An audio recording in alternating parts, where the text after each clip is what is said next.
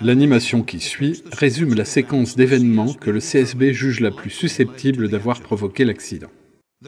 L'unité de désasphaltage au propane est une installation qui utilise du propane liquide sous haute pression pour séparer le fioul lourd et les asphaltes contenus dans le pétrole brut, appelé pitch.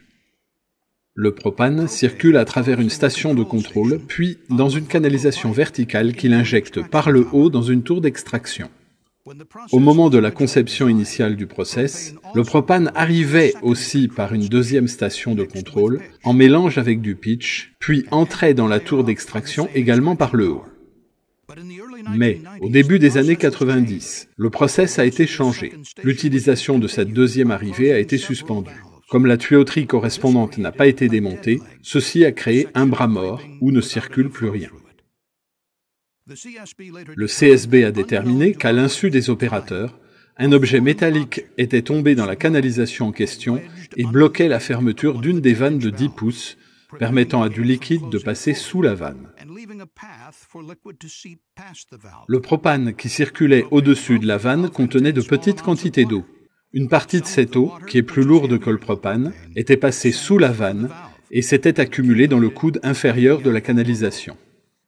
Les canalisations qui formaient le bras mort ont été laissées en place et connectées au reste de l'installation pendant des années, apparemment sans incident. Mais en février 2007, les conditions climatiques vont conduire à la rupture de la canalisation. Ce mois-là, une vague de froid va faire descendre les températures en dessous de 0 degré pendant 4 jours, trouvant son minimum de -14 le 15 février. L'eau résiduelle contenue dans la canalisation a probablement gelé, s'est dilatée et a fait éclater le coude de la canalisation. Pendant un temps, la glace elle-même a empêché le propane de s'échapper. Mais, vers 9 h du matin, le 16 février, la température remonte au-dessus de 0. La glace commence à fondre. Peu après, vers 14 h le même jour, la glace cède. Le propane liquide à haute pression de l'unité de désasphaltage commence à fuir, en passant par la petite ouverture de la vanne fuyarde et par la fissure du coude de la canalisation. Le CSB a estimé le flux initial de propane à 2,3 tonnes par minute. Un grand nuage de vapeur s'est rapidement formé. Le vent a ensuite poussé le nuage vers la chaufferie. Quelques instants plus tard, le nuage s'enflamme. Les flammes remontent brutalement vers la fuite, créant un feu torche sous haute pression. Ce feu torche endommage rapidement des canalisations voisines, ce qui crée un deuxième feu torche orienté vers des supports de canalisation non résistants au feu, situés à 25 mètres de là. En quelques minutes, ces supports s'effondrent et les canalisations qu'ils soutiennent, qui véhiculent des produits inflammables, se rompent. S'ensuit un embrasement massif qui expédie dans l'atmosphère d'énormes boules de feu accompagnées d'épaisses fumées noires.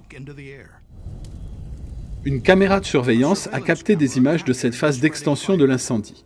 L'alarme est donnée à 14 h 10, une minute après que les opérateurs aient entendu ce qu'ils ont appelé un bruit sec d'explosion, qui correspondait à la première fuite de propane.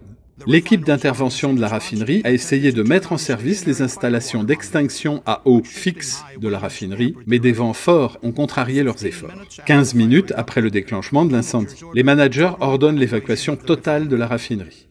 Cette décision a vraisemblablement sauvé des vies parce que les grandes unités d'extraction pleines de propane auraient pu se rompre et déclencher une autre catastrophe. L'incendie aurait également pu affecter d'autres unités proches qui contenaient des quantités importantes de produits dangereux. Une deuxième catastrophe aurait pu se produire. Au nord-ouest de l'unité de désasphaltage se trouvaient 4 sphères de GPL de grande taille. La sphère la plus proche de l'incendie a été exposée au flux de chaleur. Le revêtement extérieur était brûlant, mais les opérateurs n'ont pas réussi à déclencher le système à eau de refroidissement de la sphère parce que la vanne à ouvrir se trouvait trop près de l'unité où le feu faisait rage. Si le vent avait changé de direction et ainsi dévié le flux de chaleur vers la sphère sur une période de temps plus longue, elle aurait pu se rompre, libérant 80 000 mètres cubes de butane sous haute pression hautement inflammable. Les services de secours ont fait part aux enquêteurs du CSP de leur inquiétude particulière concernant les sphères de butane, car Valero avait récemment organisé la commémoration d'une explosion mortelle, qui avait eu lieu 50 ans avant dans la même raffinerie, tenue à l'époque par la société Shamrock Oil.